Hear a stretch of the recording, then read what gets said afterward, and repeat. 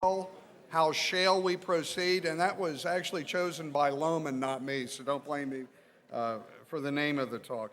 But America and Pennsylvania have been provided a great gift in the form of vast, low-cost, clean-burning energy supplies in the shales of the Marcellus and the Utica Shale, which you've not heard a lot of, but you will in the coming years.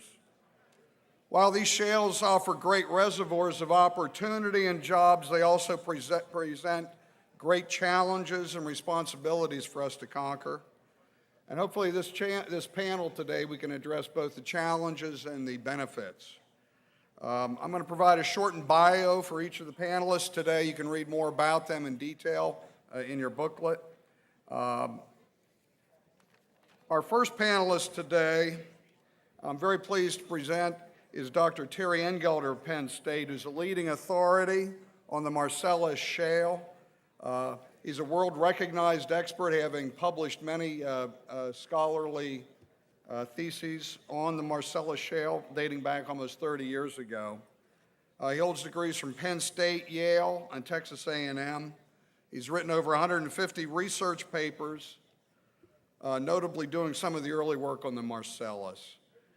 And in 2011, he was noted as one of the world experts of shale exploration. I want to thank you and welcome Dr. Terry Engelder.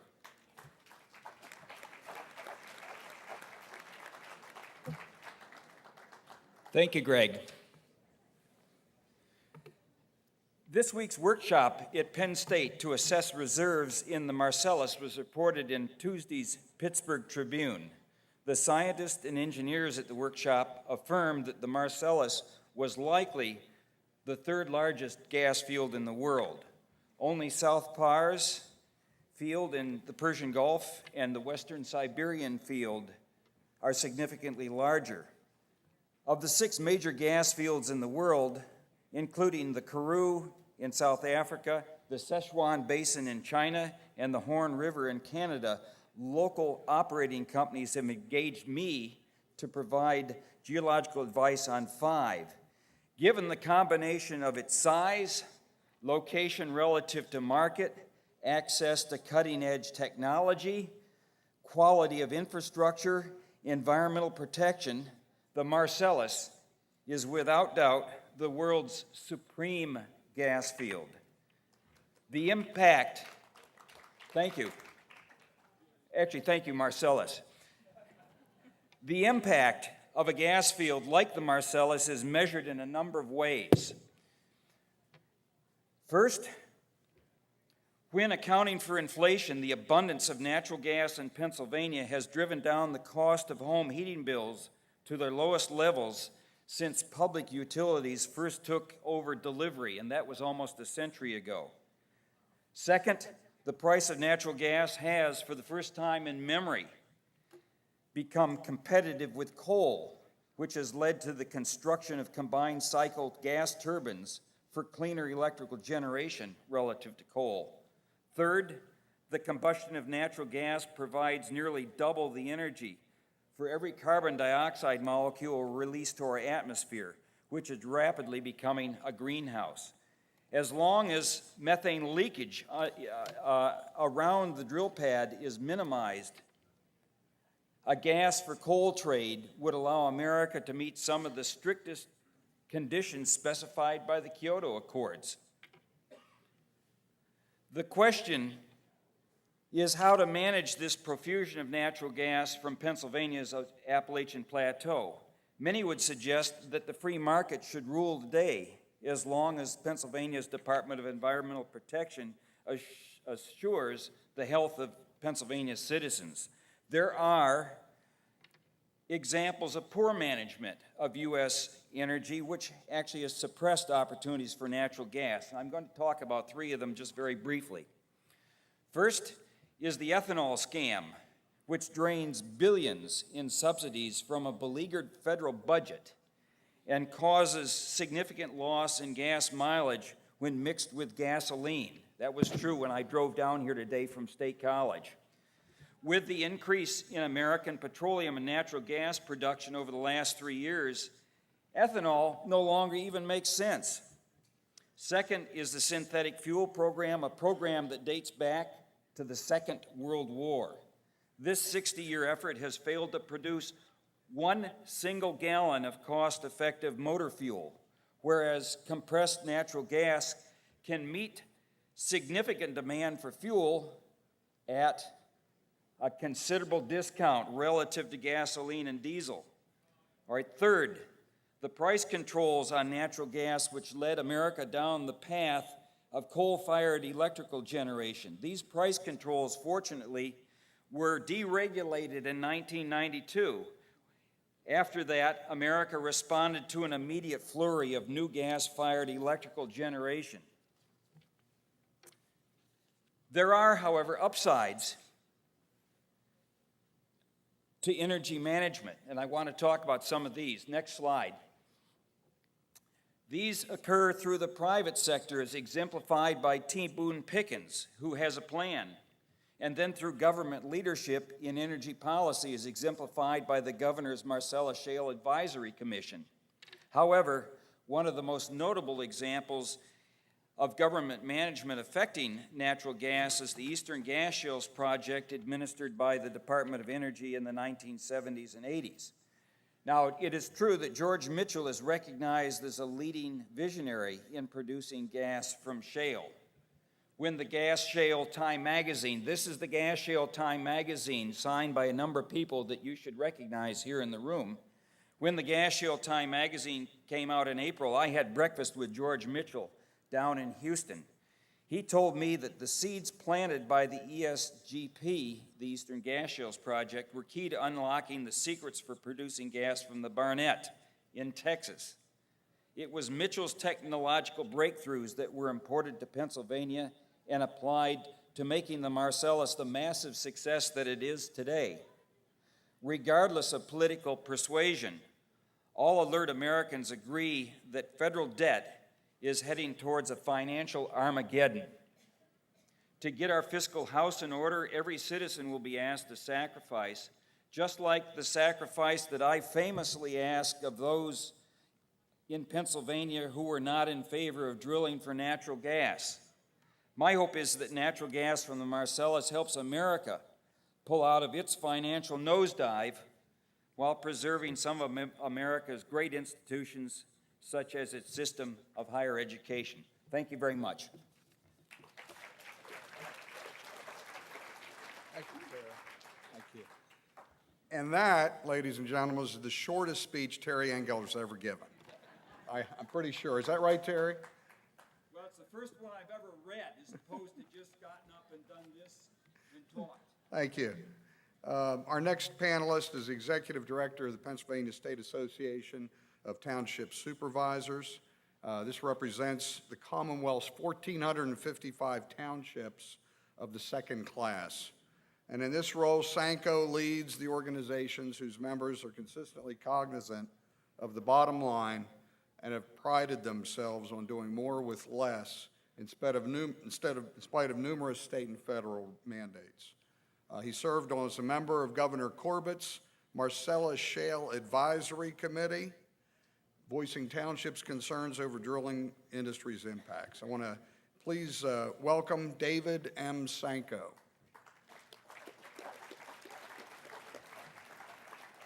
Thank you. It's an honor to be here, and I'm happy to be here. The townships, as was referenced, represent about 95% of all the land mass in Pennsylvania. So virtually every well that is being drilled in the Commonwealth is located in a township. And there's no question, and you'll hear it probably several times through the course of the day, that Marcellus, as it relates to Pennsylvania and natural gas development, is a game changer. Not only does it change the economic development picture, but it also changes the quality of life for many Pennsylvanians. In many instances, those are positive changes. In some instances, not so much. Our concerns from the very beginning as local government officials was to be able to best take advantage of this opportunity and resource to be able to grow the economy, to create the jobs, but to be able to do it in a way that was safe to residents, and safe to the community, safe to the environment, with the minimal impact and cost to Pennsylvania taxpayers at the local and state level. So as we look at that and some of those costs, the impacts that we saw were both immediately in the communities to roads and traffic. Roads were being destroyed by the weight of trucks and both hauling sand and water. We saw delayed responses in some cases for emergency response vehicles. It took longer to get to school. It took longer to get to work. It took longer to get to the hospital, to the doctor. It took longer to get to church. So those were all challenges that these communities have faced. And permitting and inspections, both for roads and safety and building permits, water and sewer infrastructure, 911 expenses. There were a lot of things and we were really pleased to have a strong partnership from the industry because, look, this was new to Pennsylvania.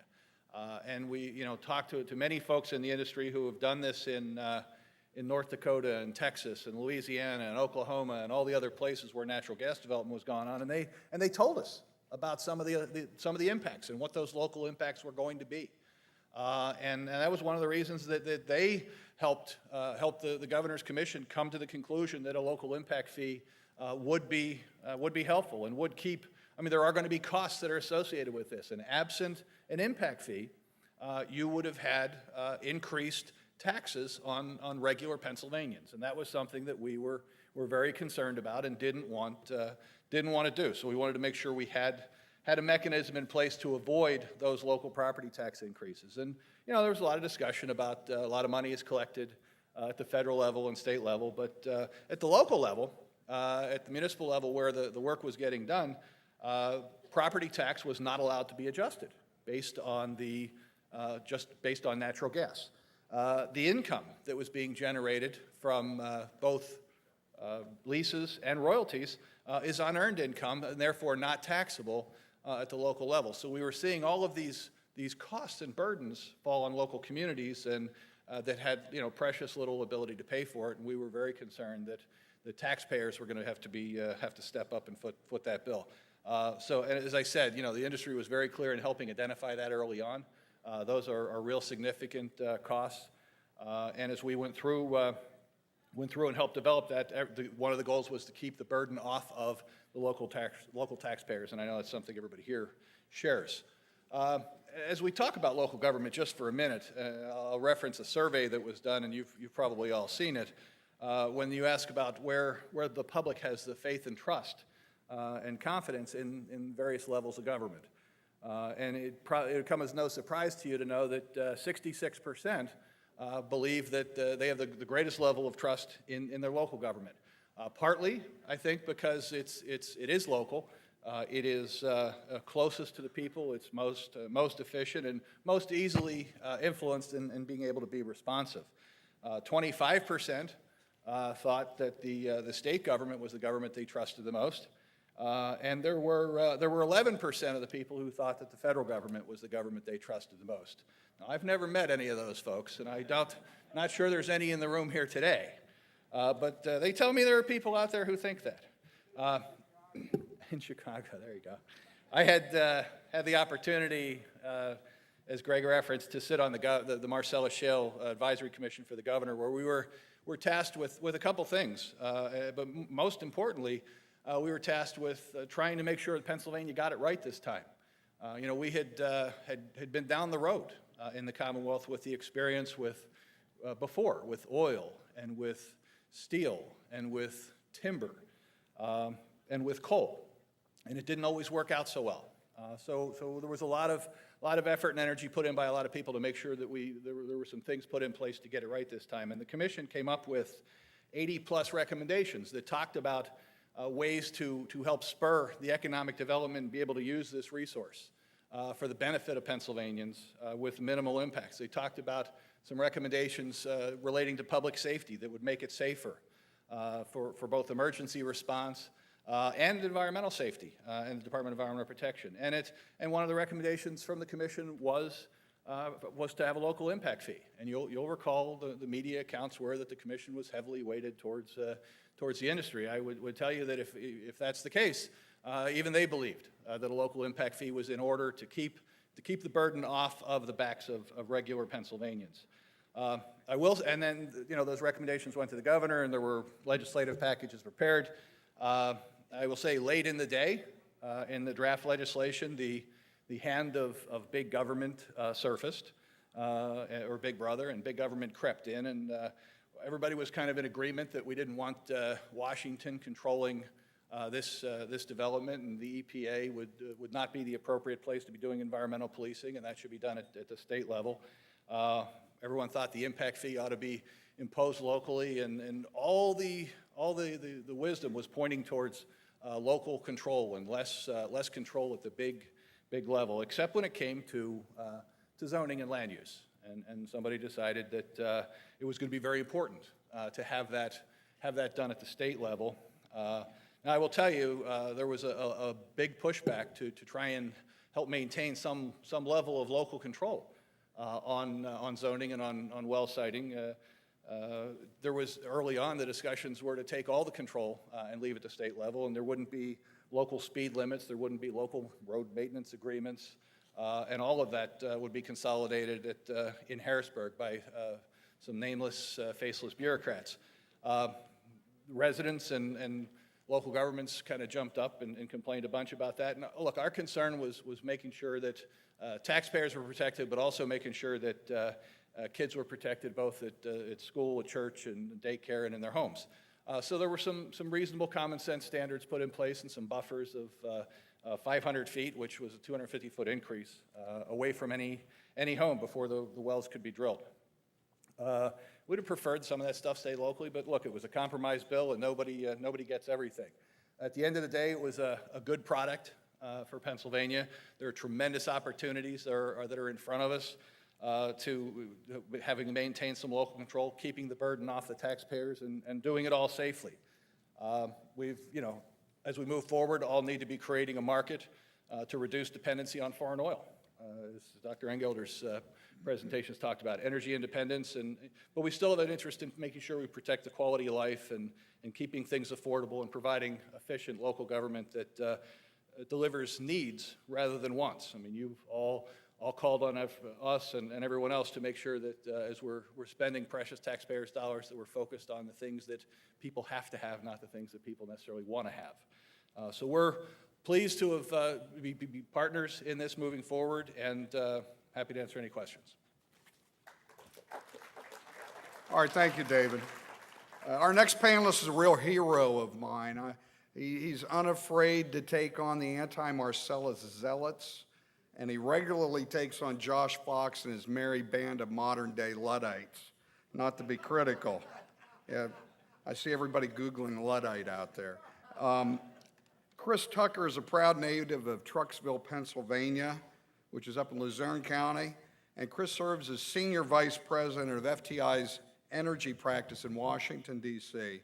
He's team lead for Energy in Depth, a research education initiative led by the IPAA, Independent Association, Petroleum Association of America. I get 2 emails every day, Monday through Friday, from 2 different groups.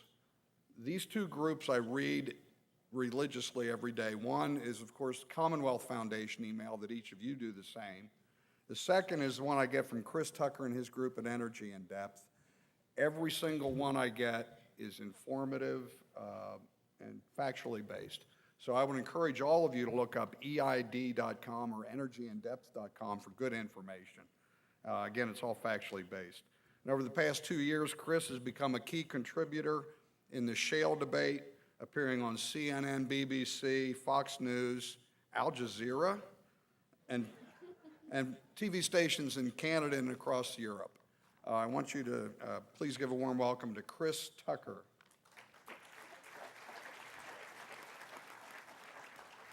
Thank you, Greg. Appreciate it. Al Jazeera.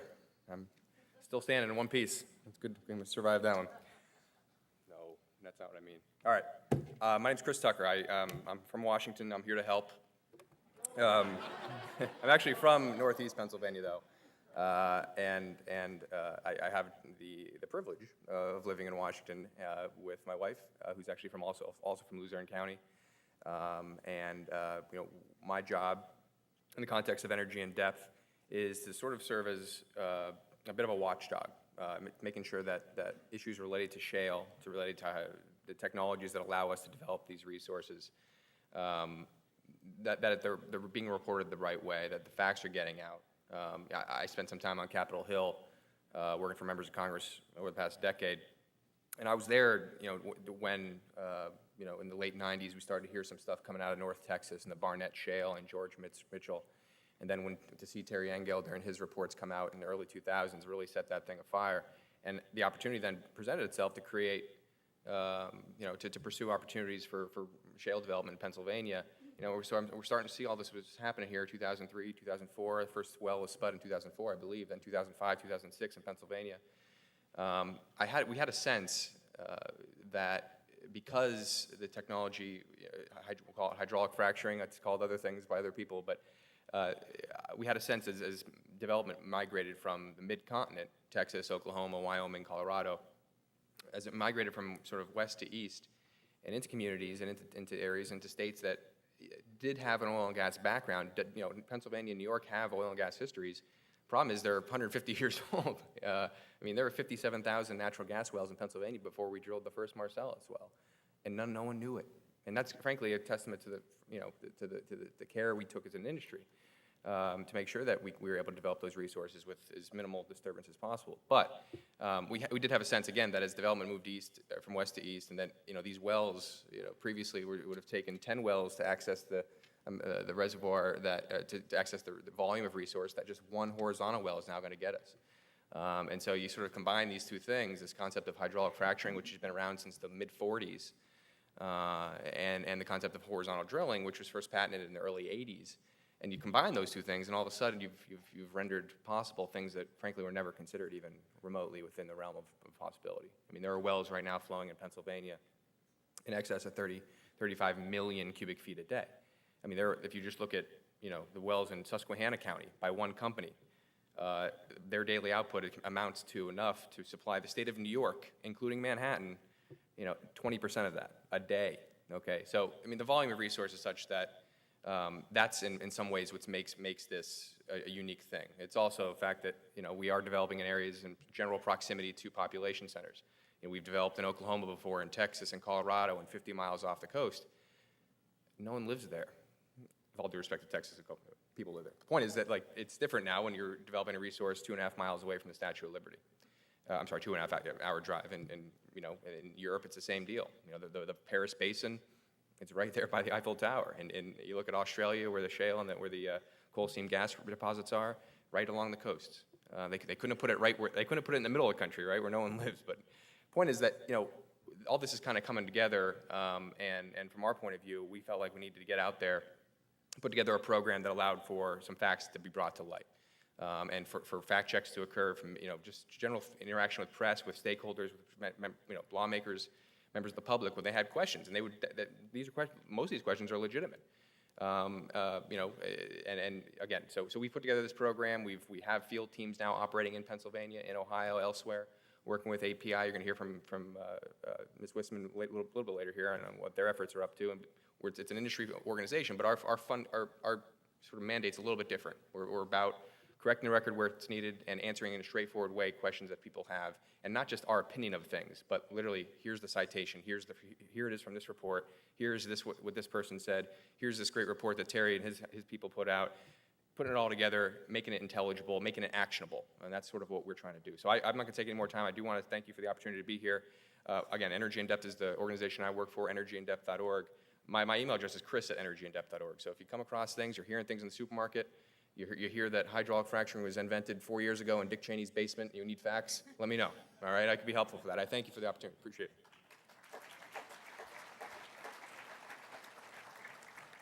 And again, that's EID.com, right? Energyindepth.com, excuse me. Our next speaker is a recent friend of mine I've gotten to know over the last year or so, and I've had a chance to talk with her on some technical issues dealing with the Marcellus Shale.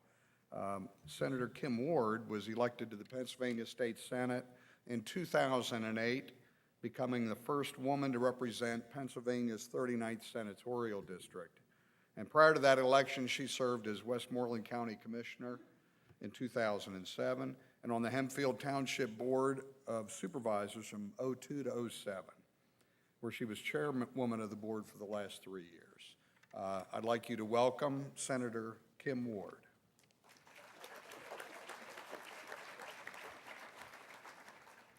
Can you see me?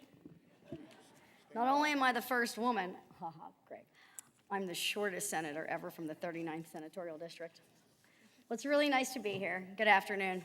I'm going to talk a little bit today about the regulations and the intertwining of the federal and state oversight bodies. The federal government really doesn't have oil and gas regulations. It's us in the state. But the federal government continues and to constantly dig in and try to tell us what to do here. They do that through the Clean Water and Clean Air Act.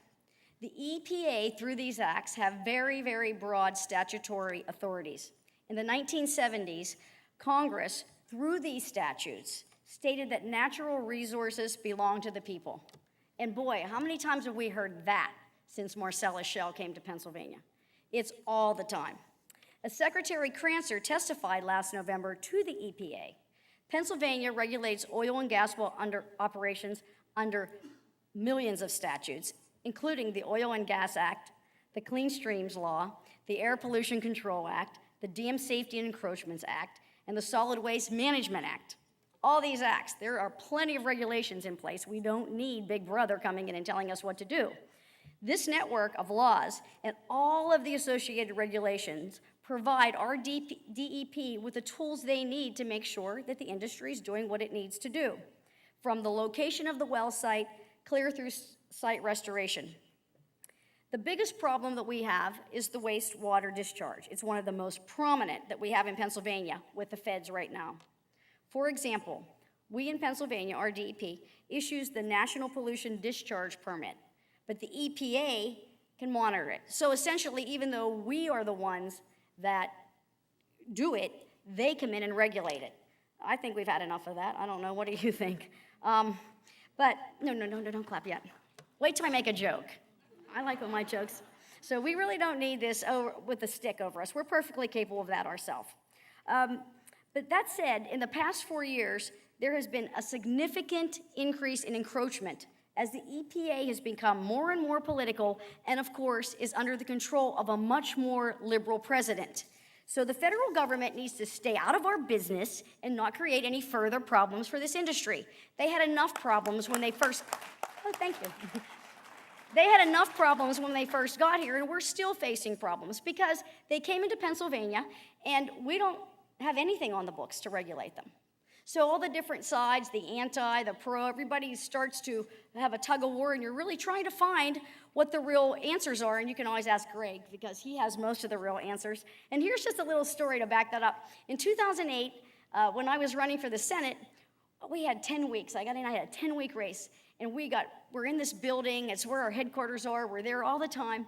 And about a month into it, another company comes in to the back part of that building, and I am so irritated because who are these people? They're some company from Oklahoma, and I have to share a restroom. And that means they're going to come trudging through my headquarters, and now we have to lock up the signs. They're going to steal my bumper stickers. You know how that goes. Well, it turned out it was Chesapeake Energy. All I knew was some company from Oklahoma, and that was 2008. So, in the end, all of us want the same thing. We want a vibrant Marcellus industry which creates jobs and help us toward less dependency on foreign oil. We have an opportunity here that is unbelievable, and the last thing we need is a federal government led by a terrible left-wing president, which will use regulations to stifle Shale because they don't think it's green enough. Well, Mr. President, you keep spending your money on Solyndra, and we in Pennsylvania will continue to clean your clock with a vibrant, growing, job-creating, environmentally safe Marcellus Shale industry. Thank you.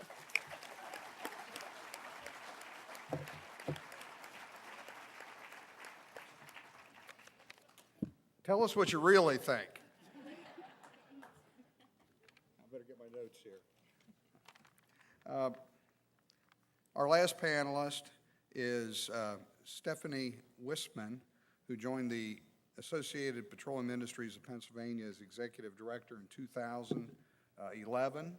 APIPA is a division of the American Petroleum Institute, is the only national trade association that represents all aspects of America's oil and natural gas industry. Prior to joining APIPA, Ms. Wisman served 4 years as Director of Government Affairs for the Pennsylvania Chamber of Commerce. And Ms. Wisman is a graduate of Penn State University and resides in my hometown of Mechanicsburg, Pennsylvania. I'd like you all to welcome Stephanie Caterino Wisman. Thank you. Thank you very much, Greg, and thank you to the Pennsylvania Leadership Conference for having me today. For those of you that are not familiar with API, you heard Greg talk briefly about who we are. API was established over 90 years ago and is the advocacy organization for all the oil and natural gas industry, all segments, all aspects of it. We are present, our headquarters is in Washington, D.C., but we have a presence in 33 states east of the Rocky Mountains, including Pennsylvania. In addition to being an advocate for the oil and natural gas industry, we're also known as a standard-setting organization. For 75 years, we have put together standards that the oil and natural gas industry adhere to, between whether it's guidance documents, whether it is standards on equipment that is used out there in the field with natural gas and oil operations, but also as a guidance document, as well as the standards that are out there.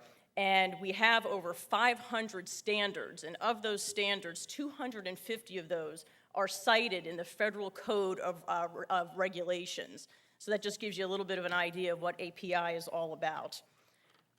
Talking about the natural gas development here in Pennsylvania, I'm here to tell you that the oil and natural gas industry is committed to developing this resource safely and responsibly. You look at the benefits of the Marcellus Shale, and it really is quite simple what the benefits are. Two things. One is energy security, and two is jobs. Energy equals jobs. I'm actually stealing that from somebody else, I believe, that quote there. But simply said, energy security. The more we produce at home, the more that we produce domestically, the less we rely on foreign sources of this resource. With jobs, I'm going to give you some statistics here on what's really happening in Pennsylvania on the jobs front. Over the last 2 years, 123,000 new hires have been realized in Pennsylvania, 123,000, and that is a statistic from the Pennsylvania Department of Labor and Industry, who keeps track of this. New hires, what that means, it's a combination of jobs created as well as existing positions in the industry. And it's not only in the Marcellus Shale industry, but in the core jobs here, but also in the ancillary industry as well. Any organization, any industry that's supporting the Marcellus industry. Per a Penn State study recently, they have forecasted that there could be up to 212,000 additional jobs created from this industry by 2020. And talk about wages. We get a lot of questions about, well, what kind of jobs are you talking about here? I can tell you that the average wage in the Marcellus Shale industry is $74,000. That's a pretty darn good wage. So that's the kind of numbers, that's the kind of stuff we're looking at right now. And it's not going away anytime soon.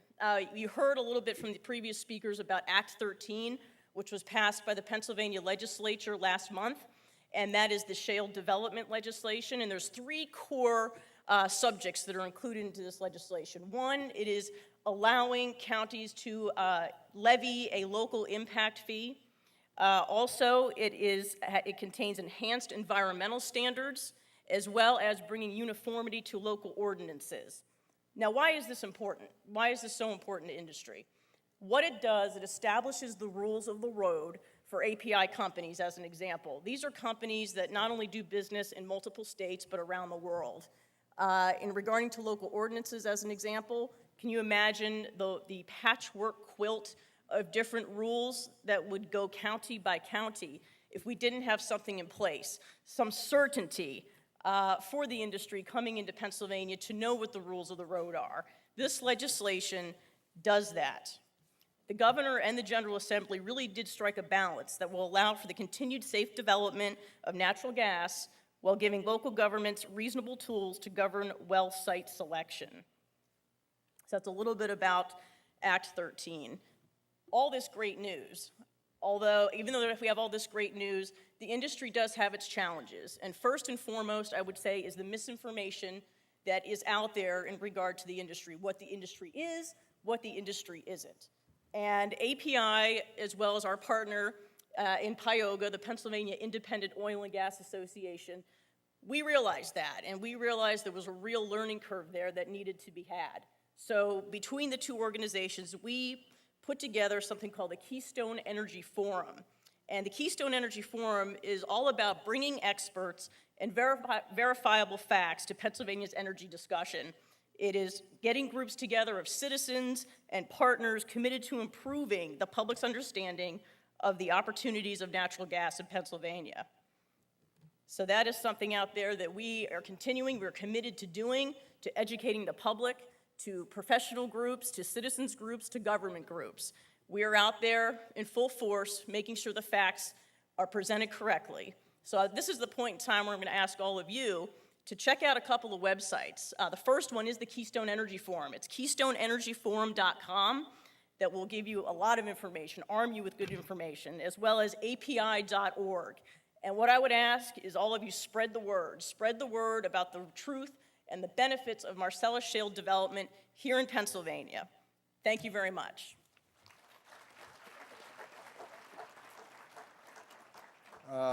Thank you, and if there are any questions, I believe we're going to have people gather.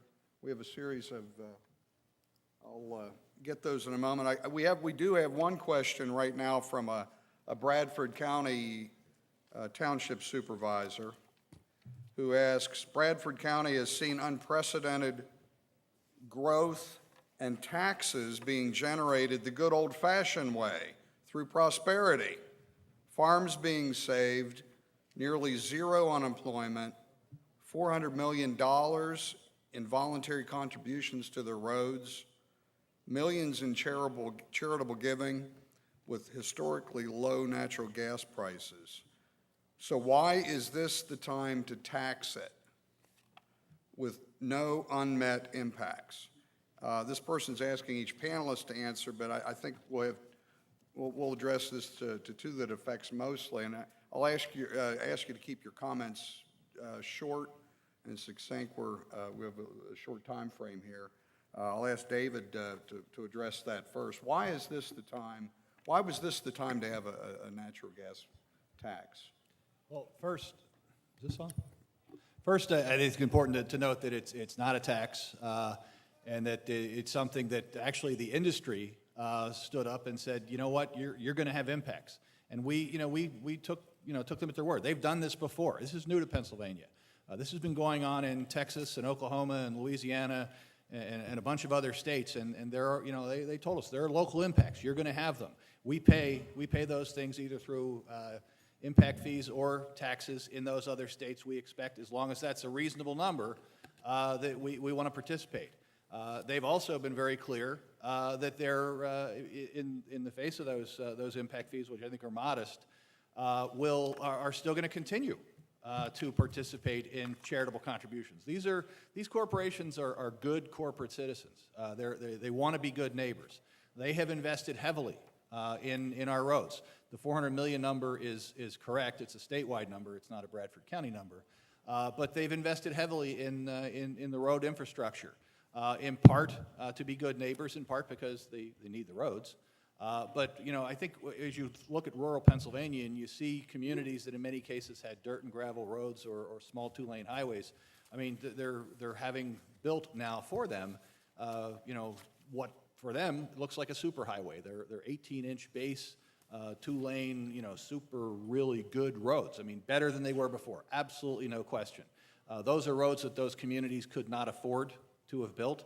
And they're also roads those communities aren't going to have the ability to maintain. So when it comes time to repave those roads in 15 years, being able to have this impact fee and saving it aside in a capital reserve fund is going to alleviate the burden to have to raise taxes on residents later on to deal with those impacts. All right, thank you.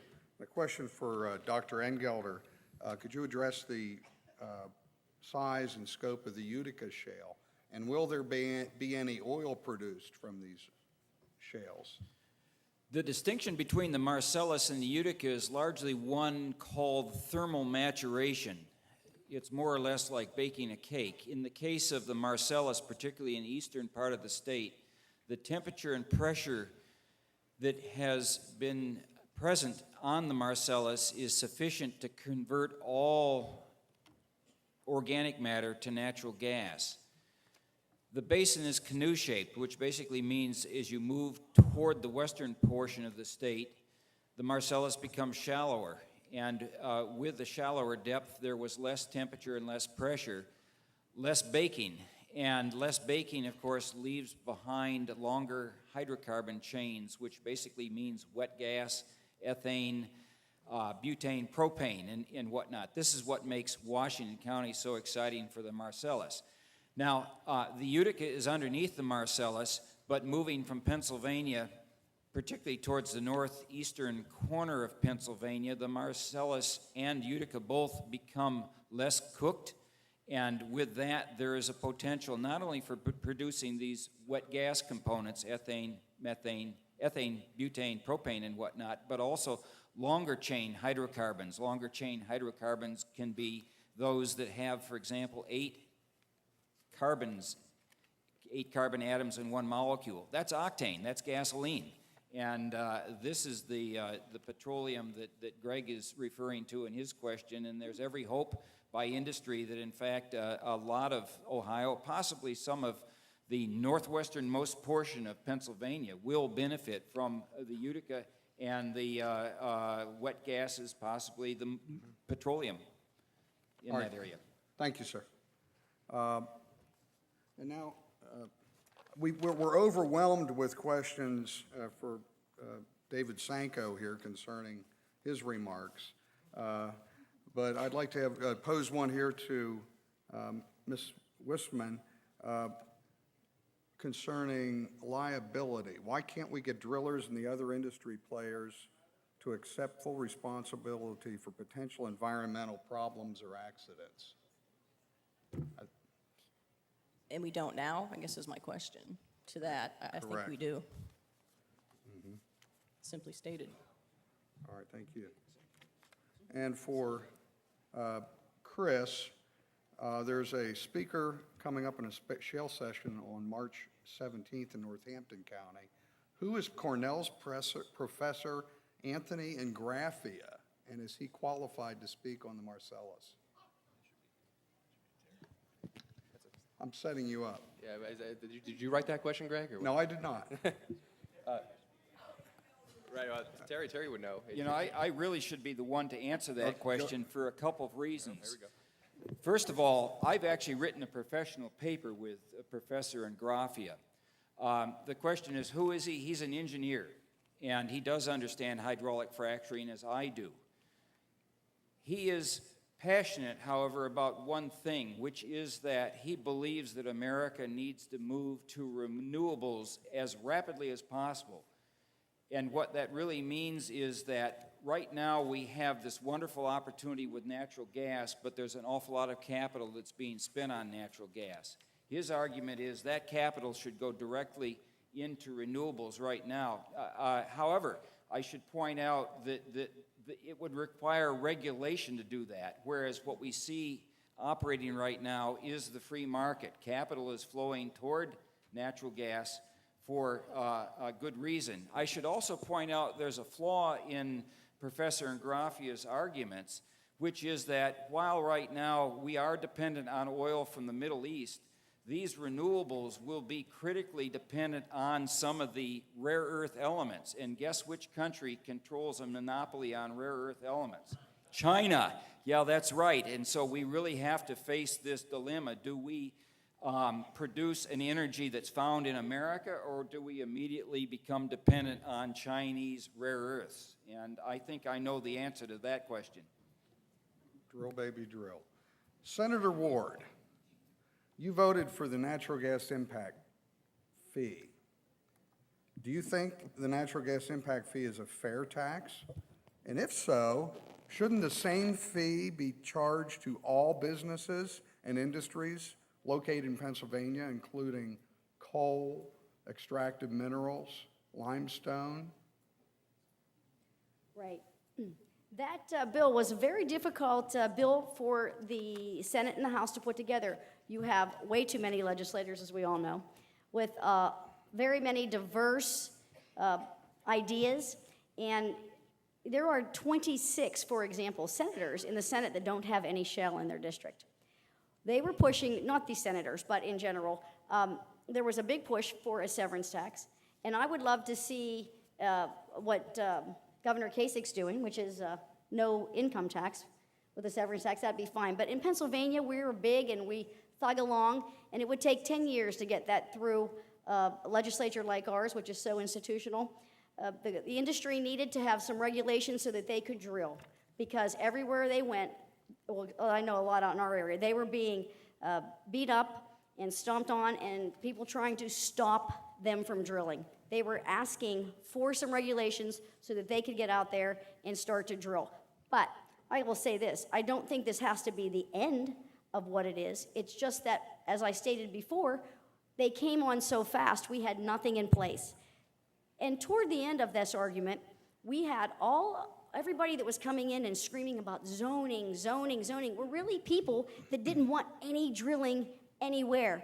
We really needed to let this industry get started, and hopefully we can make things even better for them as we come, further down the road. Hopefully, I really believe in it. I think it's a gift to Pennsylvania, and I hope that they stay here for a long time. Thank you. And here's a question for Stephanie that I've actually heard from a number of people. When the cost of natural gas drops so low because of supply, my worry is that the natural gas companies will cap their wells until the value goes up. Is the possibility of these wells being capped not a hindrance to the auto industry switching to the compressed natural gas? I can't really comment on that last part of what you said, but in regard to the price of natural gas, sure. I mean, that's another challenge. I mean, the fact of the matter is there's an overabundance, there's an oversupply right there. So what you're going to have is lower gas prices. That's great for the consumer, but not so great for the companies. What I can say is that member companies that have told me, their API members, have said, look, we've made the investment. We're here in Pennsylvania. What that's going to mean, though, in regard to the impacts of the local impact fee, they're still assessing that right now. There's a lot of different factors that go into a business decision on whether or not to keep a rig here in Pennsylvania and move on to another state. And one of those, of course, is the price of natural gas, looking at the regulations in the state, as well as a whole host of other issues. So that's just one of the factors going into that. But in regard to production, again, it's going to be a case-by-case basis. It's going to be a business decision on what makes sense for them. But I am here to say that our companies have told us we've made the investments in Pennsylvania. What that's going to mean short-term, long-term in regard to actual production, don't know that right now. But that's what they've told me. So. All right. Yes, sir. Terry? Can I amplify on that a little bit, which is that the question really revolves around the rate of drilling. These gas wells decline so rapidly that capping gas wells is really not the solution. What happens is the drillers slow down the rate of drilling, which is what Stephanie was referring to. So the wells that are drilled flow. All right, thank you. And a question for Chris. Josh Fox's movie Gasland has been extremely effective, and there doesn't seem to be a large amount of people out there speaking opposing to this. Can you address this? Well, I should say first that you have, other folks in the industry have. I mean, the movie was released 2010. It went on HBO in June. We got a copy of it ahead of time. It was the easiest. We pulled together a 4,000-word rebuttal in about 2 hours and haven't had to change a single word in 2 years. It was the easiest thing we ever did because he actually just borrowed stuff from other, the charges we had heard before, just sort of made up stuff. It was very easy to sort of demonstrably debunk. I will say that we're going to have to go through this exercise again this summer. There's going to be a sequel to the film Gasland that's going to apparently run again on HBO later this summer. So we'll see how that looks like. We'll see if we've learned any lessons in terms of how to respond. I think you're going to see a little bit more, forward-leaning posture in terms of how we're going to go about doing this instead of just a fact sheet. Maybe putting together a film ourselves. Maybe doing stuff in a regional and sort of grassroots context as well. Because, you know, this is, you talk about this is an 80, 20, 90, 10 issue when you actually go out in the communities. They have issues, and there are issues in terms of local impacts and, you know, roads and dusts and trucks that need to be managed, and they are. But this whole thing that, you know, everyone, you know, a drilling rig comes to town and now everyone lights their water on fire. I mean, if you're from Northeast Pennsylvania in particular, you know that's not true. You know what the situation is. You know that a lot of water wells, you actually go in the backyard and dig it. You dig it into a coal seam, because that's frankly where some of the best water is.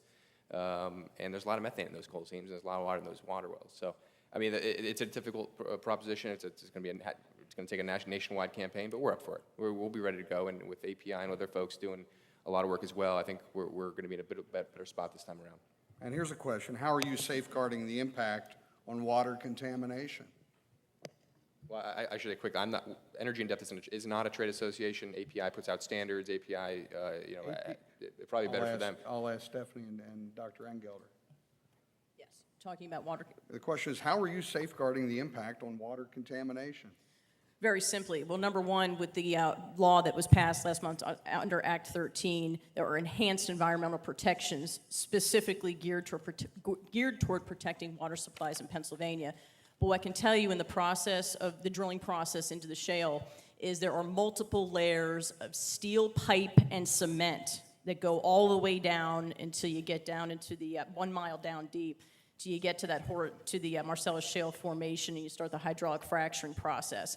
So that in itself, I mean, when you're putting in multiple layers of cement and steel pipe, there is no way, if done right, that it will contaminate any groundwater. And I might add, there is no documentation to date that links hydraulic fracturing to the contamination of groundwater. Regardless of what you're hearing in the press, there is no documented case of that. Not one? Not one. Not one, okay.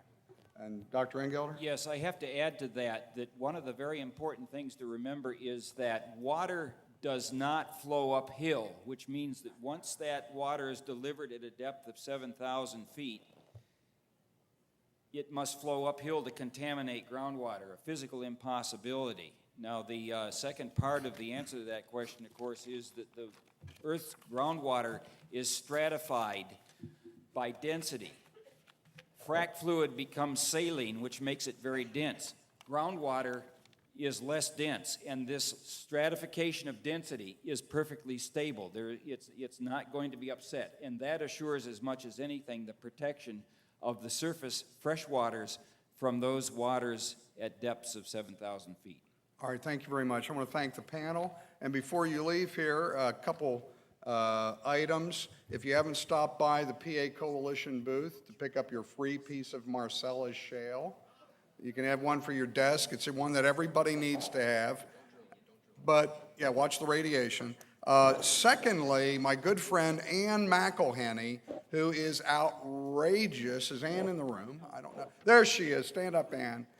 My good Irish friend Ann McElhenney is a noted filmmaker. She's filming Frack Nation. She will be speaking tomorrow morning at the breakfast. You don't want to miss her. As I say, she takes no prisoners. And she, along with my friend Chris, take on the anti-Marcellus zealots. Grab them by the throat and shake them. So please catch Ann tomorrow morning, and she'll be available out in the hallway after this. Thank you for your time.